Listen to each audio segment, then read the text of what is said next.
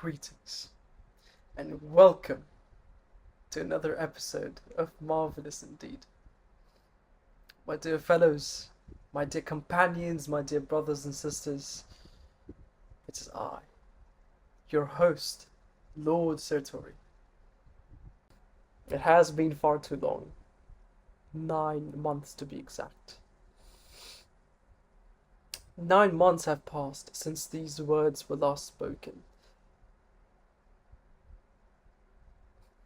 9 months since I last had the privilege of sitting before my dear viewers, sharing thoughts, stories, questions, and the endless pursuit of understanding this remarkable thing we call life.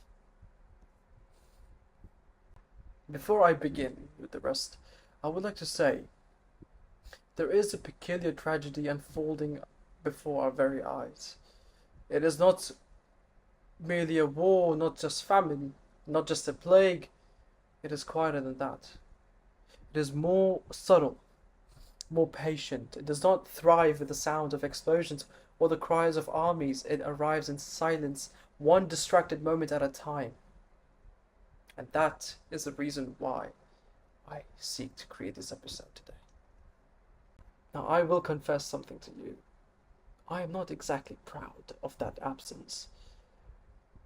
However, there are many reasons I could give.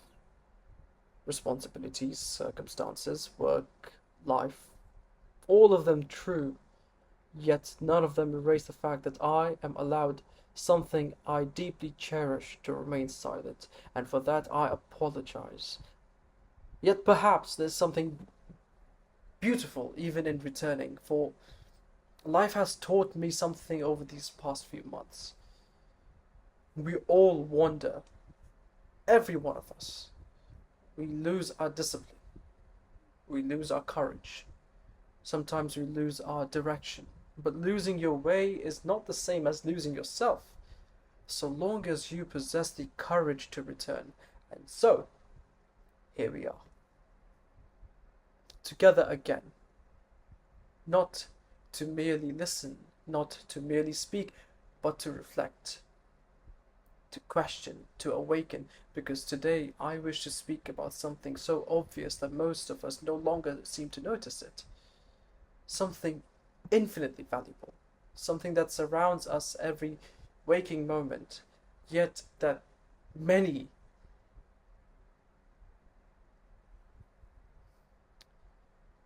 of us take for granted.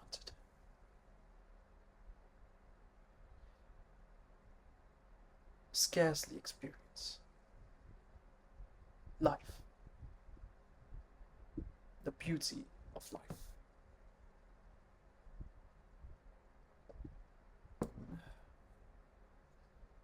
Now, allow me to ask you something.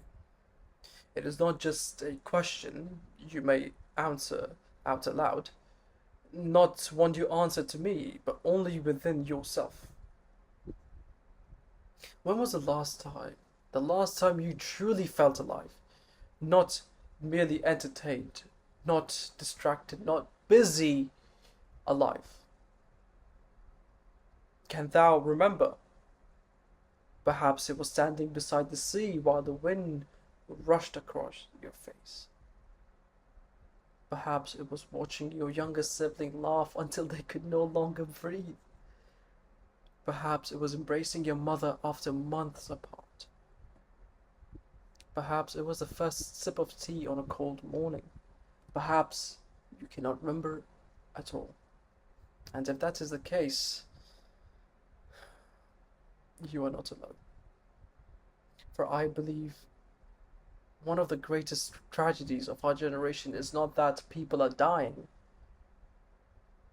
It is that so many have stopped living long before death ever arrives.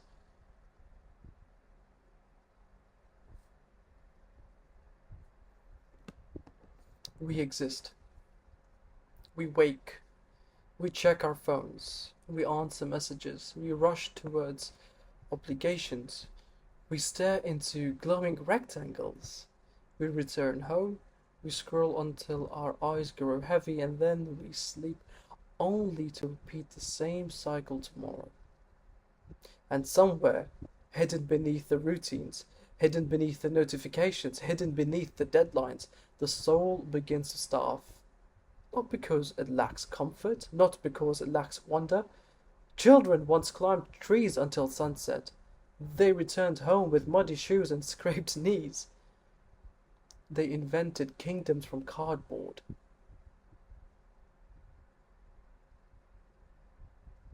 They built castles. They built castles from blankets. They chased butterflies. They collected peculiar stones because they looked magical.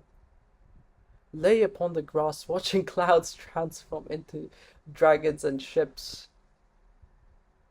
But today, many children spend entire afternoons staring at devices.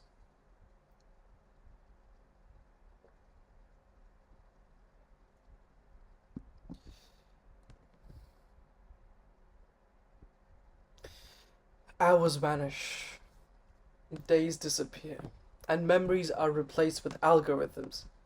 Adults fare slightly better. We tell ourselves we are too busy, too occupied, too exhausted. We postpone life itself. Until next month, we seem to say, today I wish to stay home. I have earned it. And then we say, I will rest next month. I will travel next year. I will visit my parents when work calms down. I will spend more time with my children. After this promotion, I will begin living later. But later is a very dangerous word, because later has a dreadful habit of becoming never. There is an old illusion many of us have accepted. We imagine life exists somewhere ahead of us, that happiness waits patiently beyond the next achievement, the next salary, the next house, the next relationship, the next accomplishment, the next destination, always the next, never the now. We have become experts at preparing for life, yet novices at living it. Now tell me, have you ever watched someone photograph an entire concert through their phone? Thousands of people standing shoulder to shoulder, not watching the musicians, but watching tiny screens, recording a memory they shall likely never watch again, instead of experiencing it while it unfolds before them. How curious, how tragic, how wonderfully symbolic of modern life. We have become archivists of experiences rather than participants within them.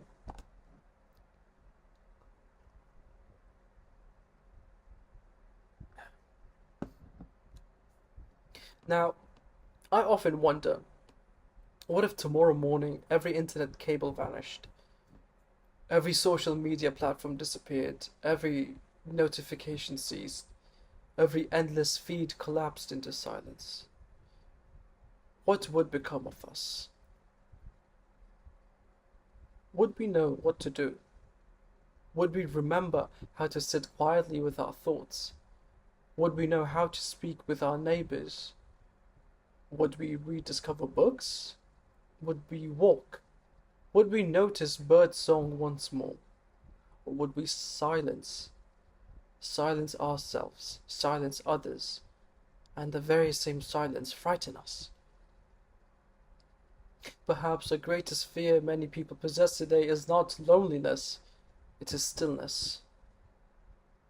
For stillness forces us to confront ourselves, and many of us have spent years running from that meeting.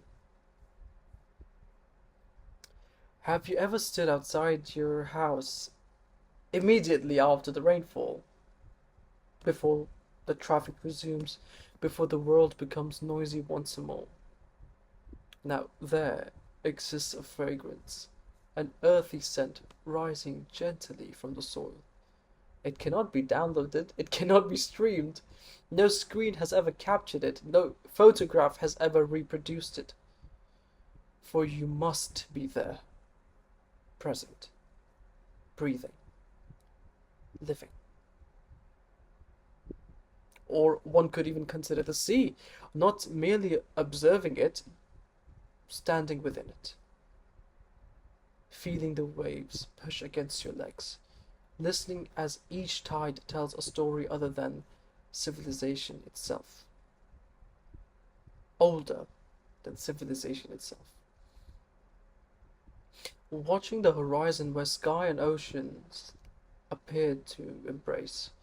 Now, for a moment, all your worries become wonderfully small. Nature seems to possess a peculiar ability to remind us that although our struggles are significant, they are not the entirety of existence. The mountains remain, the oceans continue, the stars endure. The sunrise never consults our anxiety before appearing. Life continues, and somehow that thought comforts me. We often chase extraordinary moments, yet life quietly hides itself inside the ordinary ones. The smell of bread from fresh oven, a conversation with grandfather, watching father repair something with patient hands, listening to mother tell stories you have heard 100 times before, laughing until your stomach aches, walking without knowing your destination, reading beneath a tree, watching birds argue over breadcrumbs, holding someone's hand, hugging an upset person, hearing a child ask a question so innocent it makes you smile. These are not interruptions to life, these are life. They are life. And how heartbreaking it would be to spend decades pursuing greatness whilst overlooking goodness. There's another misunderstanding we have embraced. We believe hardship steals beauty. And right there, I disagree entirely. Some of the most beautiful people I have ever encountered were not those whose lives were easy. They were those who had suffered. The widow who still smiles. The father who continues working despite exhaustion because his children deserve warmth. The student who studies under dim light because education is the doorway to freedom. A young man rebuilding himself after failure. The woman choosing forgiveness instead of revenge. Now, strength is beautiful. Patience is beautiful. Loyalty is beautiful. Perseverance is beautiful. And scars are often proof that healing occurred. Each scar tells a beautiful story. So do not curse every hardship. Some storms arrive not to destroy you, but to reveal what within you cannot be broken. Now, there shall come moments when life appears unfair. Moments when your prayers seem unanswered. Moments when people betray you. Moments where your heart shatters. Moments where loneliness sits beside you like an unwelcome guest. Do not imagine these moments mean your life has lost its beauty. No. Contrast creates appreciation. Night teaches us to cherish the morning the night. Winter deepens our gratitude for spring, and spring, winter. Silence gives music its meaning. Without sorrow, joy becomes ordinary, and without struggle, victory becomes meaningless. And without endings, beginnings lose their wonder.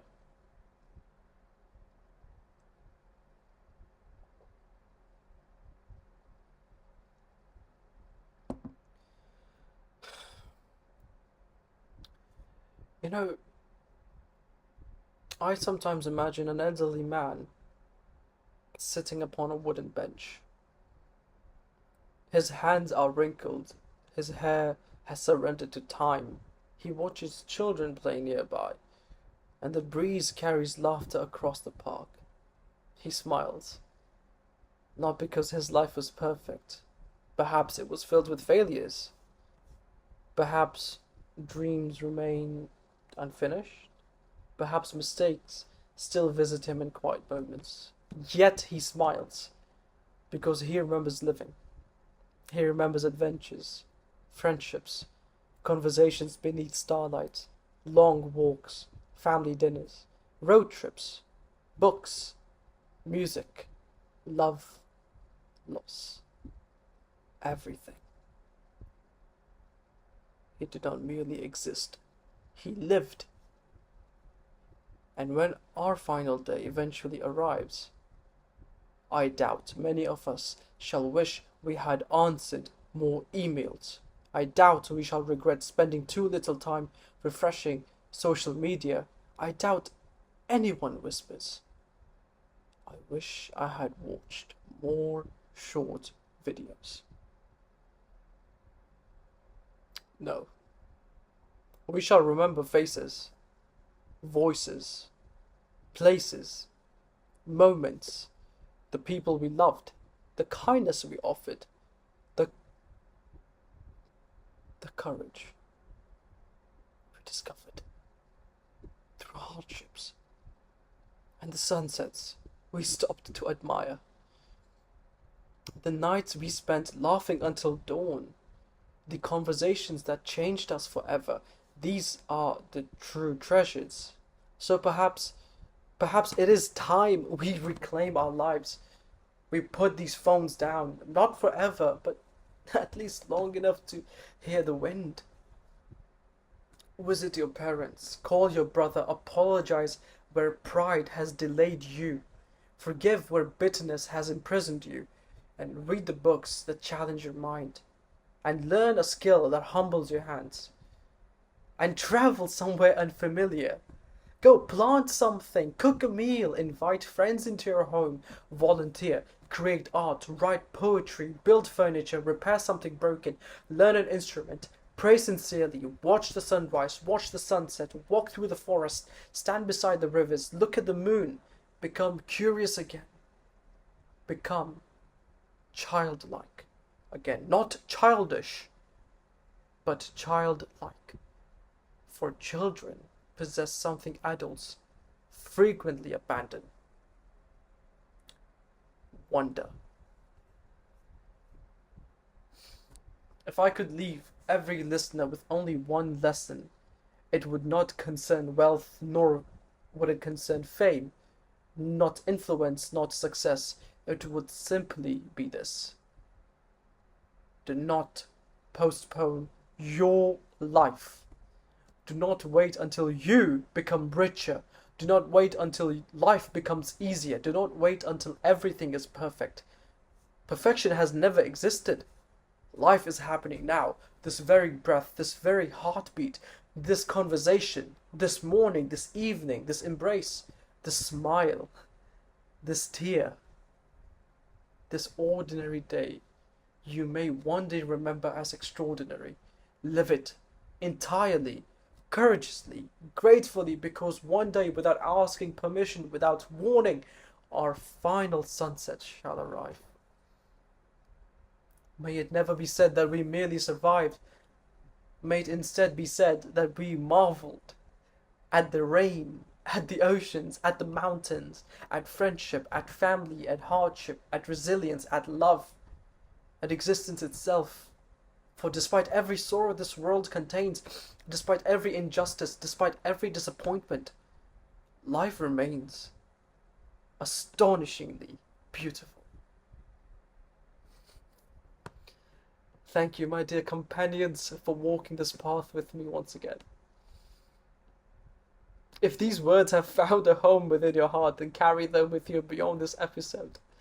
And when you leave this conversation, do not rush to the next distraction. Instead, step outside. Take one deep breath. Look towards the sky. Listen. Observe. Remember what it feels like to be here. To be alive. To be human. Now, until our paths cross again, I pray, my dear viewers, you take care of yourselves. you take care of one another, and never cease to marvel at the beauty of life. I have been your host, Lord Sertori, and I say, remain true to yourself, and as always, be marvelous indeed.